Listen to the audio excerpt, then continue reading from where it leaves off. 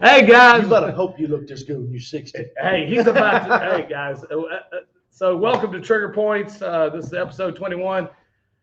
Thank Eddie Gant today for his busy schedule coming in. And last minute, I hit him up this morning.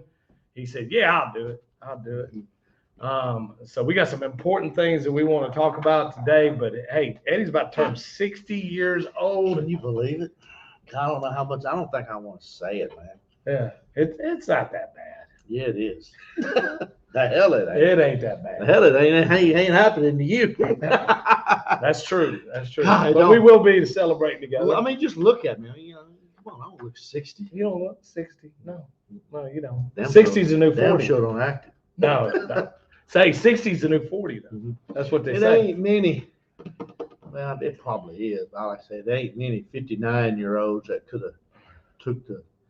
I think I went 6 miles through the Mississippi hills and briar thickets last year. It took me about 4 hours, Mm-hmm.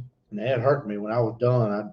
I wasn't going much farther, but I guess I like to say that. I guess. Well, So yeah, I'll stay pretty you active. are still pretty spry for your age. I still pretty active. Pretty active. Yeah. So we've had you on the show before, and I'm gonna talk about a few things that I want. Most of the people out there in the investment world, they're either starting to watch the show or they're not as experienced as you are or have been or successful as you've been. So I want to break this down. You're 60 years old. No, 59. 50, no, you're about to be 60. You didn't say about to be. You're about to be 60. All right. About to be 60. You're an engineer. By education. I have a piece of paper. I know, but you're still in an engineering job. All right, hypothetical. Oh, we're doing hypothetical. We're doing hypothetical. Okay. You're still in engineering. You don't have 20 plus years of real estate experience. Yeah. I want you to tell the audience how to start. Okay. Well, it ain't easy. If it's easy, everybody be doing it, but it can be done with perseverance and homework. But I guess what you're wanting me to talk about is if I wanted to invest in and hold for wealth purposes, X number of pieces of real estate and either live off of it or cash out of them at the end of the day. Basically, down the road. what I want you to talk about is you're 60, about to turn 60. Mm-hmm. You're retiring in 5 years, Mm-hmm. and your retirement plan has gone to crap. But you've got a large, let's say, $150,000 in cash in the bank, Mm-hmm. and you want to be able to live off of Yeah. passive income after 65. So what you're driving at is buying rental property. Buying rental property. Okay. Well, whether it's me or anybody else, when I start this portion of the talk, I always say you gotta divide everybody into two categories. Those that can show income, documentation of income, and prove income, and those that cannot. Okay. That's two entirely different buckets. Now, that don't mean the people that can't prove their income don't have income. That just means most likely they're self-employed and take advantages of a good accountant and limit the amount of taxes they want to pay. And I understand it and I get it. I have, for 22 years, put myself in this bucket over here of showing income, paying taxes, so that banks and the lenders that require that will play with me. Okay, they'll go to the table with me.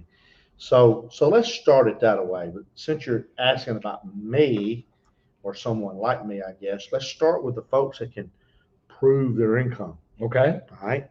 So that puts you most likely eligible, assuming good credit. It don't matter which bucket you're in. If you got crap credit, you're not going to be able to get a lot of long-term loans. You get short-term loans, but you can't get long-term loans normally if you got really bad credit. There's other avenues to do that if you got bad credit. And bad things happen to good people. I'm not here to trash somebody because they got bad credit. It could be something beyond their control. Mm-hmm. So the two main areas of obtaining rental property financing, if you're going to prove your income, is really pretty cut and dry. It's the Fannie Mae route. It's regional community bank route. Mm-hmm. I chose greatly to leverage my credit and my income, which are both good, Mm-hmm. to go to regional community banks. Okay.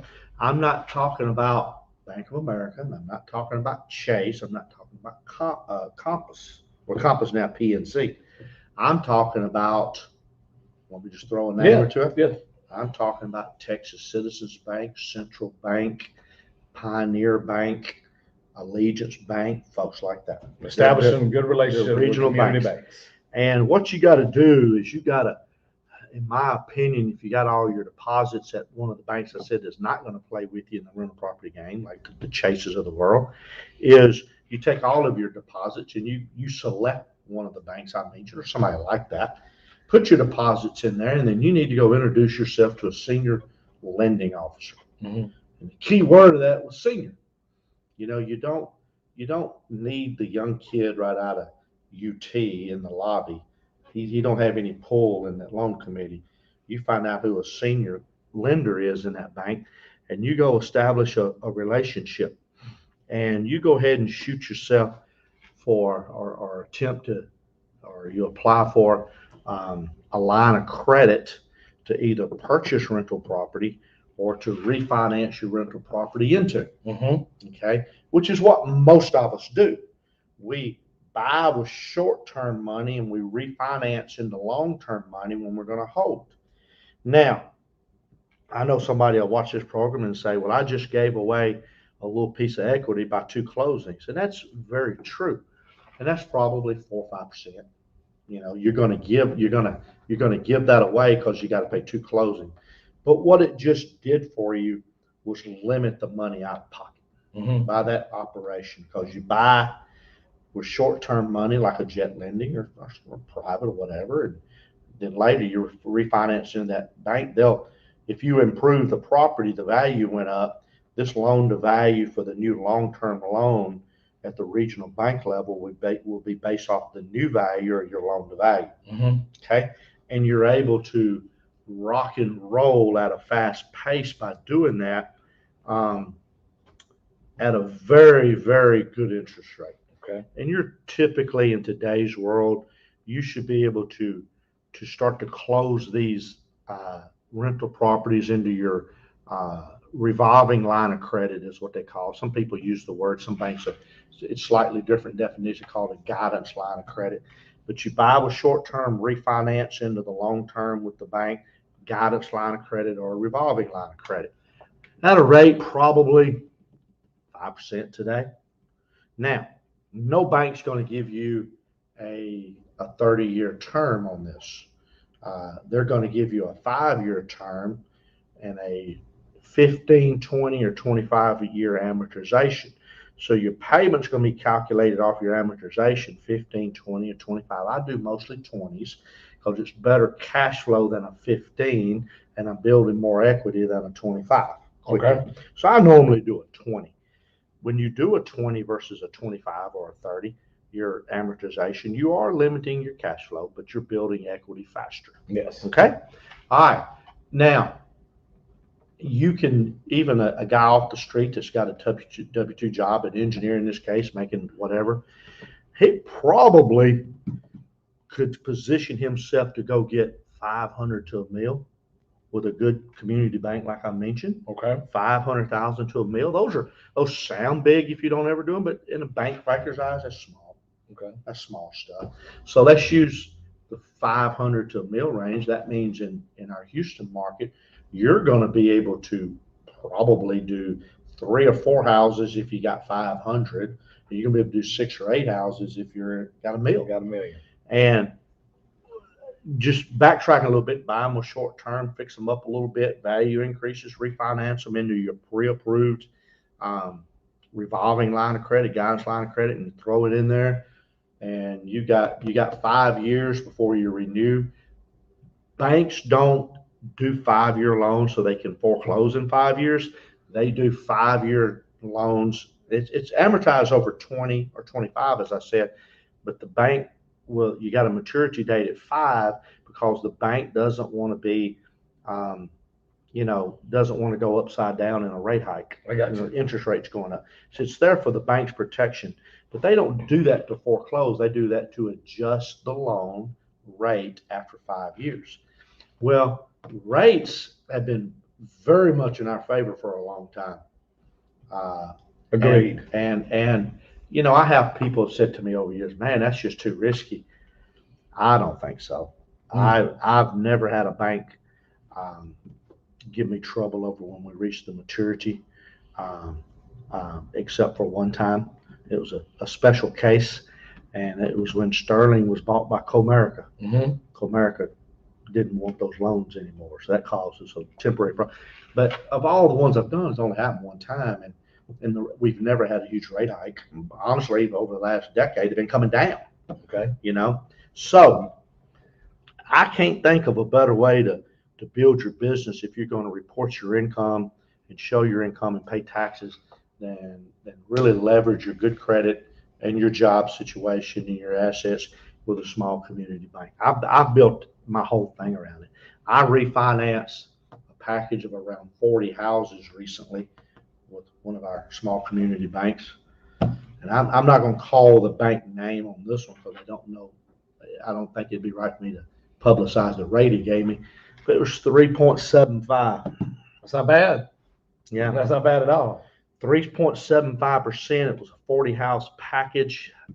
They all they mature at 5 years, but it was a $10,000 swing in monthly payments. That's pretty good. That's pretty good. That's Off pretty 40 good. houses. That's pretty good. 10,000. In other words, to the So, better. yeah, that means you got $10,000 more per month, coming not per in. year. Yeah, coming in. Per month off of that. So that tells you the power you can get through these small banks. There's other avenues. I said you got different buckets, but let me slow down and are we live, by the way? We are live. I thought we was recording this. No, we're live. I was going to throw some bad words and go cut them out. I know. Hey, you can throw bad words on there. But yeah. Well, we got a question? Yeah, we got somebody wants to know where can I buy one of these long sleeve shirts? They look great. Plus, it's cold outside. Hey, we don't sell them, but I tell you what, you close a loan with me, and I'll get you one. How about that? All right. Damn, that probably work. Yeah, that probably work. If you've already closed a loan, call me. Yeah. Close another one. I'll get you a loan. That's Sandra Bullock asking, so she can buy what's in it. Yeah. Okay, so back. Yeah. Try to get back on track. So we've got a way to leverage with the banks, but I think I want to dive a little bit deeper, and then you could go back to your point. Where would you start looking for properties? Brandon? Well, that depends on if you want to hit home runs or you satisfied hitting singles. If you want to hit home runs, you got to find your way into the kitchen and living rooms of the people that's owned the house for a long time, which means you got to do some marketing or door knocking or flyers on the door or door hangers or mail outs. You got to market yourself. You got to have these motivated sellers get in touch with you to invite you in. If you're going to go the wholesaler route, you're going to hit singles all day long. You're not going to hit home runs because the wholesaler's taking too much out for them. And I'm not criticizing wholesalers. It's just a fact. That's what the wholesaler's supposed to do. It's supposed to make some revenue on a deal. Supposed to put some money in his pocket. So in your opinion, if you want to hit home runs, you need to be the first one to knock on the door. Well, that's right. And you do your own marketing, or what I did, 22 years ago, I bought a home builders franchise, and we do mass marketing. And if anybody's listening, this is not intended to try to sell franchises, but we've been sold out in Houston for a long time. But the only way to buy a home builders franchise in Houston is to buy an existing one from someone. And I know somebody wanting to sell one right now. So if anybody's listening, just get in touch with Eddie Gant and I'll hook you two up. But if you don't go that route, that's fine. But you gotta find a way to get in the living room and the kitchen. Okay. And that means normally spending a little money, advertising yourself, or getting in these desired neighborhoods. And what's a desired neighborhood? I'm going to say brick neighborhoods built in the 60s, 70s, and 80s are the best. Okay. Nothing wrong with the 90s, but the 60s, 70s, and 80s, you get better deals because they're a little more beat up and they need a little more work, and the sellers tend to be a little more, motivated. Okay. Yes. Got a question though. Where do you recommend to get door hangers from? Oh, you go to any print shop and just get them. I mean, you can. I bet you could Google door hanger printers, and I bet you'd fill the page up on your screen in a hurry. Vistaprint. Yeah. I mean, you can get. They're everywhere. They even got flyers you can hang on doors and stuff and everything. And I say flyer on the door hanger, but let me tell you what I did was early on is I take some 8.5 by 11 white paper, a ream, 500 sheets. And I think simplicity sells. With a big Sharpie, thick Sharpie, I buy houses cash as is, close any condition, close fast, no closing costs, blah, and just write it. That's free. Yeah. A ream of paper, I don't know what a ream of paper costs, David. It ain't a lot. And then if you don't have a copier, go down to your favorite copy store that's in bulk, and you probably get them done 2.5 to 4 cents, I'm guessing. Cheaper, better. And then, it's not a hanger. What you do, you roll them up like a, like a roll, stick them between the doorknob and the door jamb. And you can't get any cheaper than that. And you cover a neighborhood. You go down here to Guff Bank 45, go into Hidden Valley. That's a tip for you right there. 500 houses in there. That's a ream of paper. Take you all day to do it. And if you fit like me, you don't need the exercise. But if you're a little soft around the middle, like some of us here, get you a day worth of exercise down there. Do it, you might make $50,000. A little soft around the middle. You fit like me, you don't need to do it. Yeah, absolutely right. I bow to the king. Yeah. So, but that's. I mean, if you really want to go to the effort, here's what I learned a long time ago. And this is smart stuff right here. Okay. You got 100 people in the room. You say, who wants to be wealthy? Who in here wants to be wealthy? You got 100 people. How many people raise your hand? Everybody. 100 of them. Yeah, all of them. Now, I want to be wealthy. Now, you ask this question. Who wants to put it Who's willing to commit and put the effort that it takes to get there? I don't know how many of them raise their hand, but the ones that were honest, that are willing to do what it takes. If they're honest, you don't get anywhere close. You get probably single digits that's willing to put the effort. And that's an example right there I'm talking about. Yeah, I mean, it's a pain in the ass to go do that, what I just described. But you're starting out. Are you willing to do it? Yes. So Grant Cardone, Grant Cardone talks about that in our training. He talks about that. You've got to commit. The first thing you've got to do is commit, and commit hard. And when you commit hard to what you love or what you're going to do, that right there is the hardest thing to do. I don't know how many people will watch this later.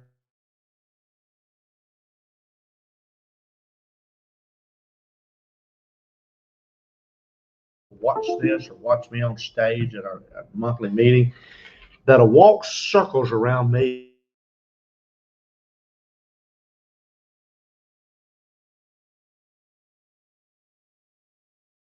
Outwork me. That is true.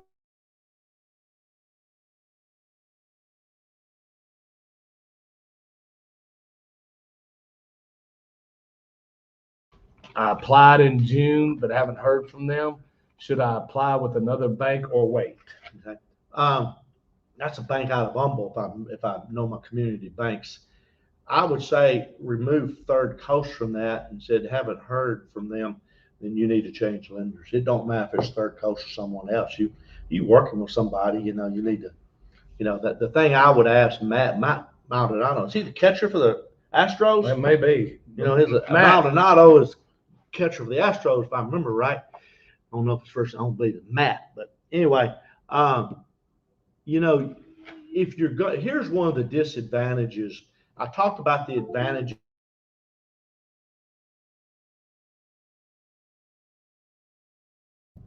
And it don't matter if it's community bank or Fannie Mae.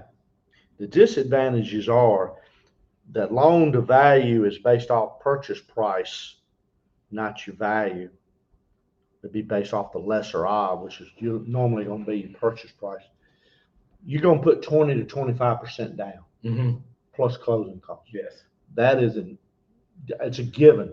And I'll argue with anybody that wants to challenge me on that, and I'll win that argument. But 20 to 25% down plus closing costs, plus they're not going to finance your repairs. Yes.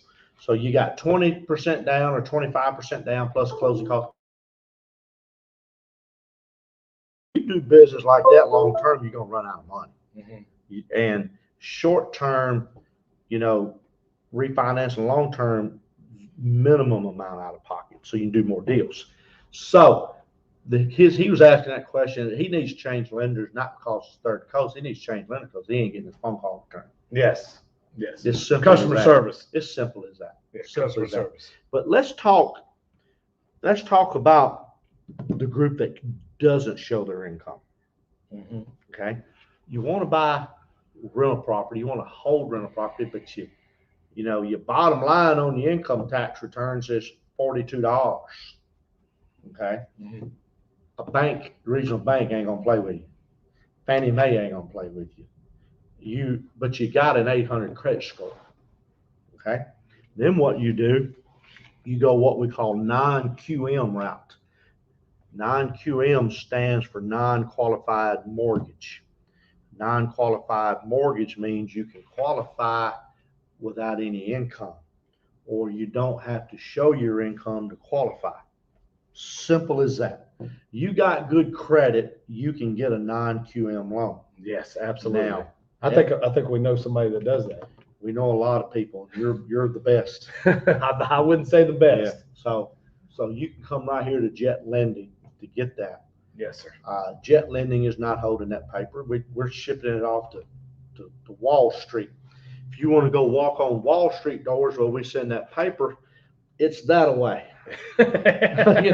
Take off. Yeah. If you want to come where it's easy, we're right over here off 1960 and 45. Hey, but good luck getting through the lobby. Yeah. But you see my point. Yes. Not just, you can't go apply. I mean, I guess you could, but by the time you got there and come back, we done closed the loan for you. So, non-QM, you don't have to use your income to qualify, and it's pretty simple. Your underwriting. What is all that beeping? Oh, let me see this. I think it's the mic. Our mic keeps messing up here. There we go. All right. Were they hearing me? Yeah, they hear you. All right. The underwriting criteria is pretty simple. Everybody needs to get through their thick brain, just like I had to get it through my thick brain, through my thick head at one time. If you're not showing your income, your interest rate's higher. Okay? Ain't nothing anybody do about it but you if you want to show your income next year. Absolutely. But if you didn't show your income in 2020 and you didn't show your income not going to show your income in 2021, you're not going to get a Fannie Mae loan. You're not going to get a small regional bank, local community bank loan at those 4 and 5 and 5% rates. It ain't gonna happen. No. Just don't even tell us that rate's too high, and it's really not high. I'll tell you what it is in a minute. Well, right now, when you don't show your income. Yeah, right now, non-stated income loans. If you've got over 700 credit score, I mean, we're in the low 4s right now. Well, but there's parameters to that. Yeah. The loan to value you can get. But would you say run of the mill, just to be safe? Most people are gonna be in the 6s. No, huh? Not anymore. You think a little bit lower now? 4s. I mean, hell, we got 19 on the thing on our pipeline right now. And they're getting 4s and 5s, low 5s. At a 75, 80% loan to value? 80% loan to value if you've got over 700 credit score right now. I'm telling you, that those pre-COVID days are back. Yeah. Well, back. We're going to have to go study that a little bit. Okay. But generally speaking, if you're not showing your income, you're going to pay higher. The underwriting is loan to value, credit, and debt service coverage ratio. Debt service coverage ratio is the third one there that most people are not going to understand. I think most people understand credit, and most people should understand loan to value. If they don't, we'll do a class on that. But debt service coverage ratio is one most people don't understand, and they vary from lender to lender. But you see most of them about 1.2. Mm-hmm. Okay, and what that means is if your payment is $1,000 per month, that means your rental income must be $1,200. Yes. In order to qualify. 1.2% higher. Yep. So if it's 1.25, that means your rent's got to be $1,250 on that $1,000 payment. Mm-hmm. If your payment's $1,330, put a calculator to it. I can't quite do that one in my head, but it's about $1,600. Yes. Okay. So anyway, that's some lenders will base it off. They'll do an appraisal and do rental comps and establish what the rent is that way via the appraisal. Some lenders want to see an actual lease, hard in place lease. You know, do you have a preference on that? Which one you prefer? I don't care. As far as is the lender wanting a real lease so of X, or the appraisal saying it should be X. So typically they're going to go off market rents of what comes out of the appraisal. So they're using the appraisal. Yeah. But again, it's kind of like hard money. There's some areas that you can say, okay, well, I know what the market rents are, but I've got a signed lease for $50 more or $100 more, whatever. They will take that into consideration as far as your debt servicing. Hell, he's renting it out for more than the market rents. Yeah. But these guys, I say these guys, let's just call it Wall Street. Yeah, we'll call these it guys, Wall Street. We call it Wall Street. That's where all the paper ends up. 5-6 years ago, that product didn't exist. No, it did not. We didn't even know about it. Couldn't spell non-QM. No. Couldn't spell it. Never heard of it. So then they started to evolve, and the rates were here, and they just over time, more Wall Street getting into space and looking at the yields, and they were pretty good and more competitive. And they come down, and then COVID. This goes on 3 or 4 years. Yeah, and then COVID hits, and what happened? It went right back up. Well, they quit doing business, is what they did. I mean, basically, and then they came in very conservative. Then COVID starts to end. They start to open up the doors, and the rates are here. And then what happens? Start ticking down again. Come again. Yeah. And it will happen again. We'll have some type of national emergency or some type of market crisis or something to happen, and they'll shut their doors again for a few months, and then they'll come back. The rates will be high. They'll let everything stabilize. Yeah. So, but it's a good way to do business. And the cycle times are, I'm going to say cycle time, what I mean is the day you apply to the day you close your loan. It's not a week, but it's less than Fannie Mae. Fannie Mae is going to be 30 to 40 days probably to close that loan. Yeah. What do you reckon your average is? You're under 30 days, wouldn't you say? I think it's 40-day average. You think you're going that much? Yeah, 40-day average. That's similar to Fannie Mae. Yeah. I mean, what takes the longest, and what we had a meeting about that today, is the appraisal time. I mean, appraisals are just, if it's not a short-term loan where we have built relationships with our what we call in-house appraisers, then getting an AMC appraisal management company to get it back in a timely manner, it's hard. Yeah. So and that appraisal management, don't get me on my soapbox here. It's a rule out there. If it's an owner occupant property, they have to do that. But it's not a federal rule that they have to do that on a non-owner occupied. They just do it anyway. Yeah. Because that's the way they want to do business. But that's not a governmental requirement. But as owner occupied, they have to. And by the way, that's what we're talking about here is non-owner occupied property, rental property, non-homesteaded property. Yes. We're not talking about, if you're going to buy a house to live in, that's not our game over here. Not at all. Not at all. But we appreciate the business when people send it over, but we can't really do anything with that. Yeah. Well, let's talk about the revenue streams. Okay. I think it's important off of a rental house. There's 3 or 4. Most people They want cash flow. Rent minus debt. That's a pretty simple calculation. You're renting it for $1,500. Your payment's $1,100. You're making $400 a month. Put an asterisk on that for a little bit. So that's $400 a month in that example. The mortgage pay down. It's not money you're putting in your pocket every day, but every payment has a principal and interest, and that principal amount is coming down every payment.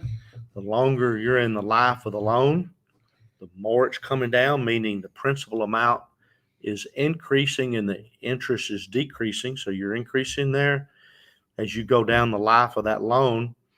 A 20-year has a lot more principal pay down than a 25 or 30 year. So you're increasing your equity with the shorter number of years of amortization. You on a rental property, you get to write off the depreciation over 27.5 years. I'm not an accountant. Don't take accounting lessons or advice from me, but I believe it's 27 and a half years you can depreciate a rental property. So you're writing that off your taxes every year to save a little money. But at the end of the day, where you make your money is appreciation. Yes. Where you make your money. And I can, with a legal pad and a Texas Instrument 39-cent calculator and a pencil, I can prove it to you in about 30 seconds how much more money you make on appreciation than you do everything else. What do you think the average rate of appreciation is right now? Well, yearly? That's a trick question right there. Okay. All right. I can tell you what it is if you want to ask me that over a 20-year period. And that number in Houston, Texas trickles around 3 to 5% yearly if you go over a long term. Okay. In 2020, according to the Houston Association of Realtors, not Eddie Gant, I'm just quoting it, 18% increase in 2020. And now that's a supply and demand 2019 issue, right? was right at 10. I believe, I'm correct on this, that it was the first time, and since I've been keeping statistics, that we had back-to-back years in double digits. And we're getting ready to go 3 years in a row. Now this is the appreciation has gone off of goes off of supply and demand, correct? So if there's low supply, high demand, because interest rates are low and people want to go buy those dream homes. I remember in 1999 when I got in this, I said it and I said, dadgummit, I missed the window. I should have been in this business 10, 15 years ago and took advantage of all that appreciation in the 90s. Missed it. I missed that window. And look what's happened ever since. It's non-ending. It ain't gonna end as long as there's more demand than there is supply. And we had Mark Dotzer on our program last week. What I wanted to he talked exactly about that. I've heard his presentation twice a year for a while. So some of the things he said I've heard before. But he threw a chart up there that I had never seen him throw up before, and I can't get it out of my mind.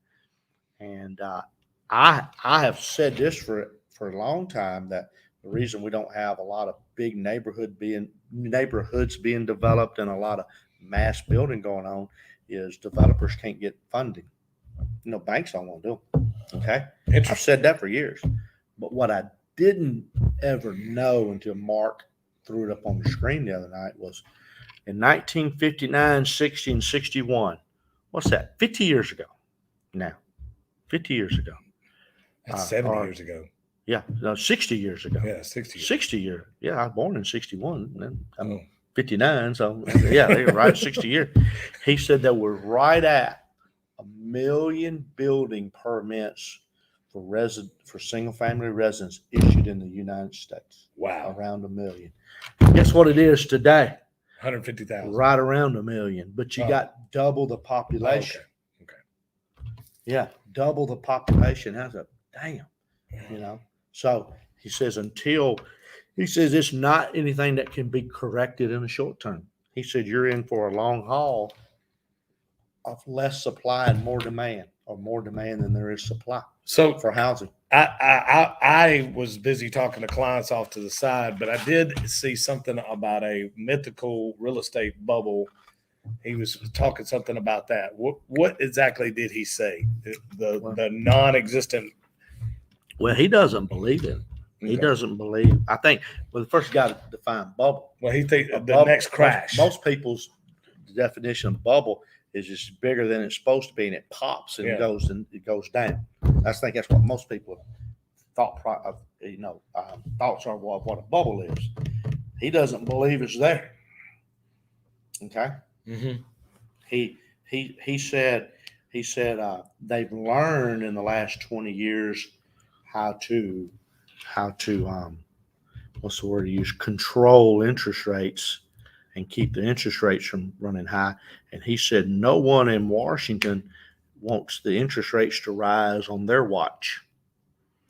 So Congress and the White House is sitting there going, well, we don't want interest rates to rise. So they've learned how to artificially keep the rates down.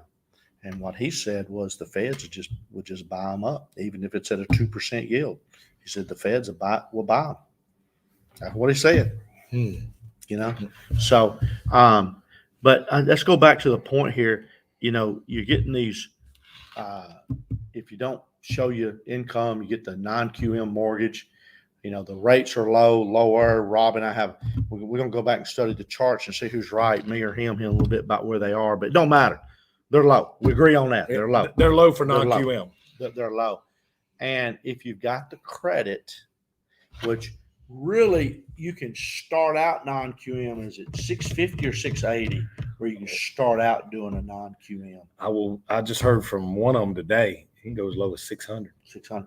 Yeah. And that's, you have to be careful with that because the rate will go high, the lower, and the loan to value will come down. Yes. So they may offer it, but if the loan to value gets too low, nobody wants the loan anyway. So they're not going to write those if the loan to value is low. Yeah. But anyway, but if you got a 600 credit score, yeah, you've got and you're stuck in a long-term loan, that's eating you up in interest. And you can get it down from, let's say, 13 to 7. We have a lot of customers that do that all the time. Yeah. With a hard money rate, 11%, 12%, 13%, wherever you are, and you're going to flip it and you decide you didn't want to flip it and you're just going to hold it, refi out into a non-QM, and you're ready to go from 11 to 5 or 4.5 or wherever it is. And that's a ton of money savings. But here's another advantage of non-QM that we hadn't talked about. They'll go 30-year. Mm-hmm. Oh, yes. No prepayment penalty, no 5-year call, no rate adjustments. Yes, no rate adjustment. It's fixed for 30 years. I mean, if rates go lower, you always refi out of it to another one. Yep. But I think I bet you a lot of people out there don't realize the maturities at a bank is going to be 5 years, and they're going to be amortized over 15, 20, or 25. And you ain't going over 25 at a regional bank. I'm just going to tell you, most regional banks are going to stop at 20. So you're going to be 20. Non-QM, you go 30. That just improves your cash flow on a typical Houston loan, a couple $100. Yep. Cash flow. Yep. Maybe as high as 3 bills, 300. And that's a big advantage of non-QM, that people need to think about out there is, if you can't, Fannie Mae will do 30-year. But there's a lot of red tape to get through. Yeah, you got income requirements, you got debt ratio requirements. In non-QM, you don't even have to show any income, which means if you're not showing any income, they can't do a debt ratio on you, because they don't have the data to do it and they don't require it. But in Fannie Mae, you can get 4 loans on your credit report. On number 5, the criteria really goes up. And what's that? Talk about that for a second. Well, one of the biggest, and I'm not a Fannie Mae expert. I've done a lot of Fannie Mae loans, but I believe that criteria is you're going to need 6 months reserve for every property you own. Mm-hmm. That's pretty big. I don't believe you have that for non-QM. You do not. I don't think you have that. But think about that. Let's say you own 10 houses. Okay. and the payments averages of 1,000. Mm-hmm. 10 times 1,000, that's pretty easy math. That's $10,000, right? Yep. Times 6. $60,000. $60,000 in cash liquidity reserves. Well, a lot of people got that, but a lot of people only got 38, 36, and you wouldn't qualify for that Fannie Mae under that, You non-QM does not have that. No, they don't have that requirement. Does that make sense? It makes perfect sense. So, for years, and I'll just go back to what I do. I for years, I buy with short-term money, refinance into long-term money, and sometimes, many times, man, you're sitting there with a rent house and you got that much of your money in it. And if you're making $300 a month on a house and you got none of your money in it, what is your rate of return? I know the answer. 300%. No, it's infinite. Because you got zero of your money in it. That's that crooked 8. Infinite. You can't calculate a rate of return if you got no money in it. It's infinite. Okay. But anyway, that's some of the things. How long we been going? We have been going for 41 minutes. We can stop now if you got any more things to talk about. Well, we got any? Is there some more questions over there? We don't have any right now. Matt laughed at our comment about him being the catcher for the Astros. Hopefully, that's not really Matt. Game's at 7:09 tonight, Central Time. Matt, if that is you, the catcher, we need you to hit a little bit because you ain't been hitting. Yeah, I think he hit a home run on the night. He did? Mm-hmm. Oh, I think so. I think that's the first one. Yeah, it was. How do you manage rentals? Well, I consider myself an expert in that area, not because I'm smart, because I made every mistake that you could possibly make in rentals. It's not easy. They're a pain in the ass. I ain't gonna lie about it. They're a pain in the ass, but the best thing I can tell you, you hire a property manager and pay him the 6 to 10%. That's the easiest way? Yep. Okay. So if you're collecting $1,000 a month, you're going to pay 60 to 100 to a management company. Okay. If you got one, you're probably paying 10%. And if you got a bunch of them, you probably pay closer to 6%. And of course, we got a partner, Renters Warehouse at our meeting. They manage them and they do a great job. And I think they're a flat fee. They are a flat fee, which is probably good if you got, maybe some upper end ones, and probably pay a little higher percent if you got all low end stuff, Another question, go over single family holding versus multifamily holding. Well, multifamily holding, your money's coming from a bank or a national lender, national commercial lender, or an insurance company. Okay. Different animal, different ball game. Your loan to value is going to be most likely 70%, most likely. And it don't, that little trick of the refi may work, but you can't do it fast. It take you years to get that refi where they'll go off of value and not your cost. Yeah. They call it loan to cost. You're probably going to be working in a loan to cost scenario, most likely. Those guys, just like the single family, their rates are low. Rates are real low. Your rates or your amortization is most likely going to be a 20-year. Okay. In that arena. I mentioned rates are going to. This is a question I've known you for a while. Do you own any multifamily properties? Well, not by the definition of multifamily, not anymore. I have lots of duplexes and lots of fourplexes. Okay. But no apartments or I small don't have any apartments. I used to have 8plexes, 7plexes, and I even had a 9plex. But I liquidated them.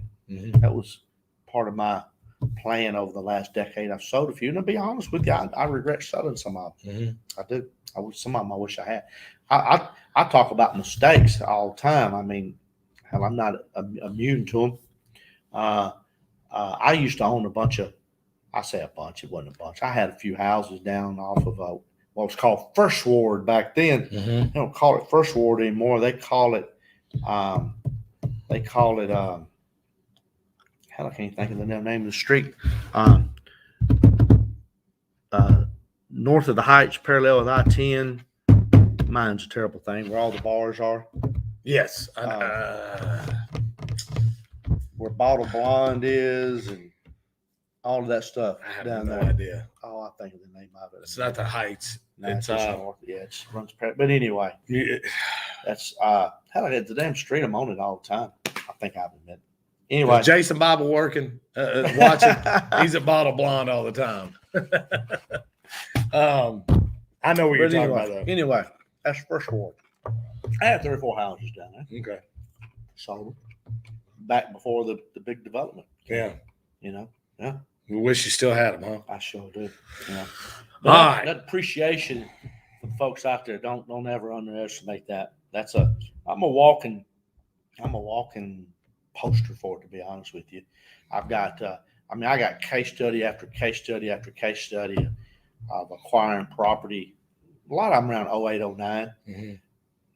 You know, low, and today they're worth a fair amount of money. Washington.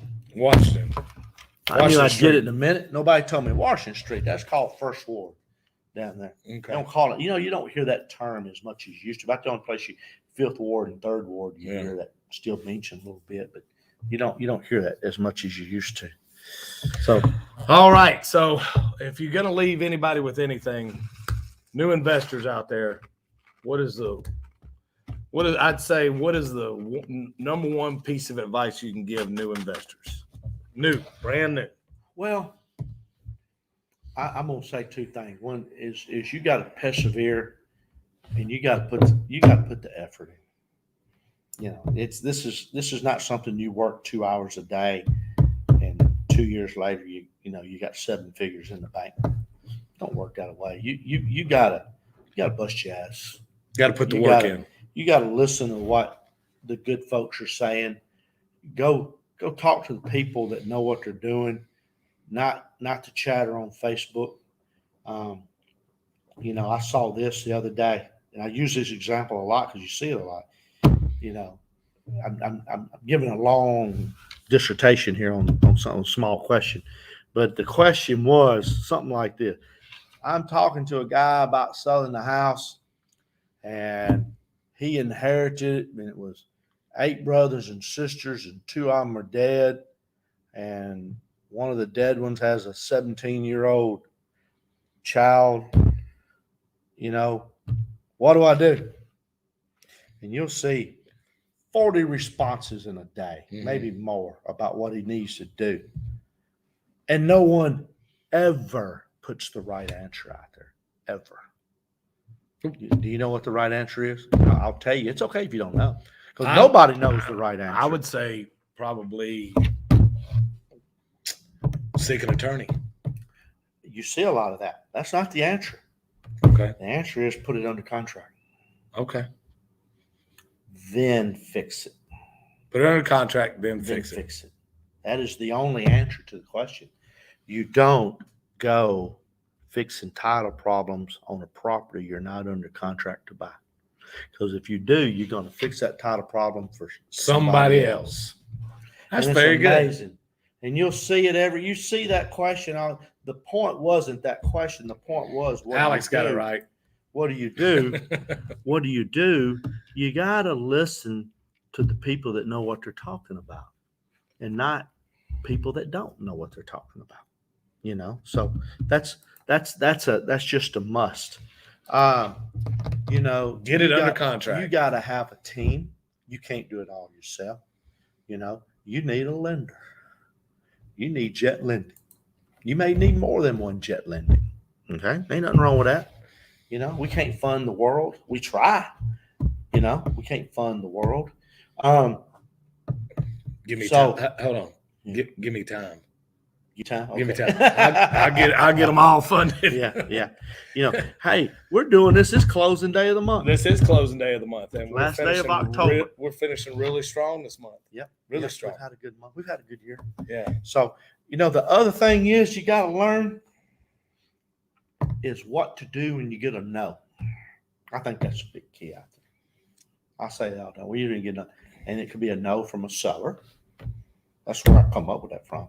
It could be no from a title company. Mhm. I've closed hundreds of deals after I turned a contract into a title company, and the title company tell me we can't close it. I've closed hundreds. Mm-hmm. Just don't take no for an answer. You got to tell me no 7, 8 times. You know, that goes back to high school dating.